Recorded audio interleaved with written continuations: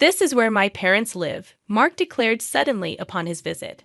Behind him, his in-laws nodded happily. I found myself in the middle of an online meeting and quickly apologized to the other party before ending the call. Irritated, I turned my gaze towards the door. "Why did you come all of a sudden?" I asked them, maintaining my composure. My father-in-law proudly replied, "We'll pay off the mortgage, so please leave." It was hard to suppress a laugh at his statement. My mother-in-law had never worked, and my father-in-law was just staying at home without any employment. Yet Mark was completely in favor of his parents' opinion. Disappointed by his stance, I considered divorce. "I leave," I quickly replied, to the surprise of all three of them. "The mortgage of the house is $5,000 per month." With an inward smile, I began to pack seriously. Luckily, I had a business trip scheduled for a week starting for the next day. With my suitcase and bank book ready, I headed to the entrance. "Goodbye," I said as I left the house. First, I'd start by transferring the house's title to Mark. I felt excited thinking about my future plans. My name is Shyle Owen. I am 47 years old and work as a web designer. I went independent 5 years ago and have been fortunate enough to receive many project checks. As a result, I've earned more than 5 times my previous salary and now live on the top floor of a high-rise condo. I met Mark, my husband, 3 years ago through Ashley, my former boss and his cousin. He's kind and honest, but had trouble maintaining relationships, so he had been single for a long time. Around that time, my business was doing well, and I bought the top floor of a high-rise condo, doubling as an office. I wasn't planning on marrying, but Ashley strongly suggested I meet Mark. When I met him, he was very gentle and attractive, looking much younger than his actual age. We started dating and got engaged within 6 months. My parents had already passed away, and my only relative was my brother. So my brother and his wife also attended the family meeting. From Mark's side, his parents and cousin Ashley came. The meeting went smoothly overall. However, my sister-in-law's comment, "This seems stiff," left me puzzled. I never imagined her words would become a reality. After marrying, Mark moved into my house, and we started our life together. His workplace was harsh, requiring him to leave early in the morning and return home past midnight. Despite this, his salary was only a quarter of mine. I suggested to Mark, who was exhausted and went to sleep immediately every day, "It's bad for your health. Why don't you look for another job?" However, he reprimanded me with a face full of anger. "Are you saying I should quit my job? Are you looking down on me because I earn less?" I was surprised by Mark's strong reaction, as we had never argued before. Feeling uncomfortable about unintentionally disrespecting his job, I decided to apologize sincerely. "I'm sorry. I didn't mean it that way. I'm just worried about your health." Mark quickly calmed down and apologized. Our first argument ended swiftly. However, it became difficult to suggest a job change afterward. Mark's return time got even later, and he eventually spent half the week at the office. While I was concerned about his health, he seemed to enjoy his job. So I decided to support him as much as I could, creating a relaxing environment whenever he returned home. "Hey, about my dad's medical expenses, could we increase the remittance a bit?" Mark suggested this when his father was in the hospital with back pain. Sighing inwardly at his request in his father's hospital room, I didn't hesitate to help my in-laws, as I had no parents of my own. Our household depended on my income, with Mark contributing a part of his salary to his parents. His salary wasn't low for a man in his 40s, but the exact amount he kept for himself was unclear. However, it was evident he was providing enough for his parents not to struggle. I couldn't agree when he insisted on increasing the remittance because it was possible only due to my income. Yet it was hard to refuse in front of his parents. "Mark, you're really kind. Thank you so much. It's a big help," they said, looking at me and Mark under their pressure. I reluctantly agreed to increase the remittance. Afterward, my in-laws started demanding money for various reasons, not just the remittance. I wanted to refuse, but they knew I would say no, so they approached Mark instead. Especially weak to his mother's requests, Mark often decided to increase the remittance whenever she asked. On the day his father returned from the hospital, after sending my in-laws off in a taxi, Mark and I returned home, only to find surprisingly that his parents, who were supposed to have gone home, were waiting outside our house. It's tough for Dad to climb our stairs, so I thought we'd take care of him here until his back is fully healed. What? You can't just spring that on me. My surprised reaction made my mother-in-law frown. My father-in-law stood in front of the door as if to say, "Let us in quickly, Mark." "That's okay, right?" Mark replied, and I stared at him in shock. He avoided my gaze from his reaction. As I observed the situation, it became apparent that Mark and his parents had likely already discussed their plans. "Fine, you can stay here until you're fully recovered." I reluctantly relented, ushering my in-laws inside. They surveyed the house and settled onto the living room sofa. "Look at this place, so nice. Our house is 50 years old and falling apart," remarked my father-in-law. "Yeah, it's really showing its age," agreed my mother-in-law. Mark nodded along, indicating their intention to stay for an extended period. Admittedly, since I had been providing them with financial support, having them here might ease the burden. However, financial considerations aside, it didn't mean I welcomed the idea of cohabiting. Renovating old houses is trendy these days. How about considering that, Mark? I suggested. "Yeah, maybe," Mark replied vaguely. 2 years into our marriage, despite being in the supposed honeymoon phase, Mark and I hardly spent time together. We hadn't even gone on a honeymoon. This place served as both my home and office. It was manageable when Mark was out for work, but with my in-laws around all day, it complicated things. If we were to live together, I'd rather move into their house and reserve this place solely as an office. Thanks to my initial resistance, the topic of cohabitation wasn't brought up again by my in-laws. However, even months after my father-in-law's discharge from the hospital, my mother-in-law showed no sign of taking him back. Their belongings started to overflow from the guest room into the living room. "Mark, your dad seems perfectly healthy now. He even went bowling today. Maybe it's time for them to go home," I suggested. "What are you saying? Sending my dad back with his bad back is cruel. What if it gets worse?" Mark raised his voice, leaving me silent. It seemed that Mark believed raising his voice would compel compliance. He frequently asserted his opinions loudly, and opposing him often resulted in my mother-in-law siding with him, putting me at a disadvantage. This dynamic persisted for 2 years. During this time, I took care of all the housework while my in-laws frequently went out to enjoy themselves. Despite my father-in-law's back being fully healed, there were no signs of them returning home. "Sorry, I have a meeting at 1:00 p.m. today, so I'll eat lunch in my room, okay?" I informed them as I placed lunch on the table. "Understood, but leave the dishes for later," my mother-in-law replied without looking up. As the clock struck 1:00 p.m., my online meeting commenced. However, about 10 minutes in, the door burst open, and Mark declared, "This is where me and my parents live." My in-laws nodded behind him. I swiftly apologized to the meeting participants and ended the call, inwardly frustrated. "I told you I had a meeting at 1:00 p.m., I grumbled as I headed towards the door.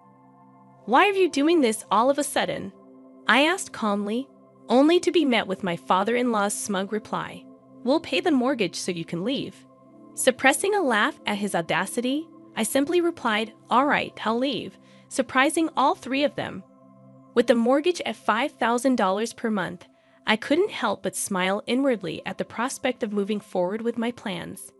I approached the task with a solemn expression, aware of the serious decision I was making. Fortunately, a week-long business trip awaited me starting the next day. Armed with a meticulously packed suitcase and my bank book, I headed for the exit. "Goodbye," I uttered, bidding farewell to the home that had become a source of contention. The first order of business was transferring the house title to Mark. Brimming with excitement about the impending changes, I checked into a hotel and promptly contacted a real estate agent to initiate the house transfer, encompassing the mortgage. The success of the transfer rested on Mark's ability to handle the mortgage. If he couldn't manage it, the options were a lump sum payment or selling the house. Accepting this reality, I directed the agent to find me a new home and office. My work could be conducted remotely, but a dedicated office space was crucial for calm client discussions. The agent identified a suitable location approximately 40 minutes from my previous residence, complete with top-notch security. After a visit and quick decision, I bought the luxurious apartment, considering it a well-deserved reward for my efforts. In the interim period before the move, I stayed in temporary accommodation. Once all the necessary documents were prepared, I delegated the packing and moving process to a professional moving company. During the move, my in-laws and Mark assisted while exchanging unpleasant remarks about me. One of the movers even commented, "You have a difficult family," causing a flush of embarrassment. A week after settling into my new abode, I received a call from Mark. His anxious inquiry about changing the mortgage indicated he was just grasping the situation. His father's shouts in the background urged me to return quickly. Despite the divorce being the plan, Mark seemed taken aback. "But we're getting a divorce, right? It's unfair for me to pay the mortgage if you're the ones living there," he protested. However, I couldn't accept his denial after they had explicitly told me to leave the house. I played back our conversation from that day, caught on tape during a web meeting. Mark was startled by my explanation, having forgotten about my practice of recording meetings for documentation purposes. Undeterred, I informed him about the impending mortgage repayments, subject to a credit check. Mark, seemingly unaware of the details, asked about the monthly amount, leading to my laughter. Despite my prior disclosures and document presentations, Mark seemed oblivious to the $5,000 monthly mortgage. Stunned, he remained speechless, prompting his mother to intervene. She questioned the amount and proceeded to assert that Mark's salary could handle it. Unbeknownst to his parents, Mark hadn't disclosed his actual salary, allowing his mother to confidently declare that they wouldn't assist me any longer. In response, I burst into laughter, provoking her anger. Undeterred, I revealed the actual mortgage amount, $4,000. "What? The mortgage is Mark's monthly salary. That's absurd." My words left her shocked and frozen for a moment, but then she burst into laughter. "That's impossible. Mark has been sending us $4,000 every month. If his salary is really $4,000, he would have been sending us all of it. Stop lying," she exclaimed, refusing to believe me. Remaining calm, I pointed her towards the evidence. "Look at the shelf right by the entrance of the living room. You'll find Mark's salary slips there. If you doubt it, check for yourself." She dismissed my explanation, accusing me of lying, and headed to the indicated shelf. In the background, I could hear Mark trying to stop her. Soon, her voice of surprise came through the phone. "What? There's not even $4,000 here, Mark. What's the meaning of this?" Mark's actual salary turned out to be even lower than I knew, and I could hear his in-laws questioning him in the background. "You might not hear me, but just so you know, the house mortgage is $5,000 a month. Take care," I declared as loudly as possible. Whether they heard me or not, I ended the call. Mark called again several times later, but I ignored them all. "Let's discuss this through a lawyer from now on," I texted him, and then ignored any further communication. The lawyer I hired dealt with frequent contacts in the following days, which soon quieted down. I promptly filed for compensation through my lawyer.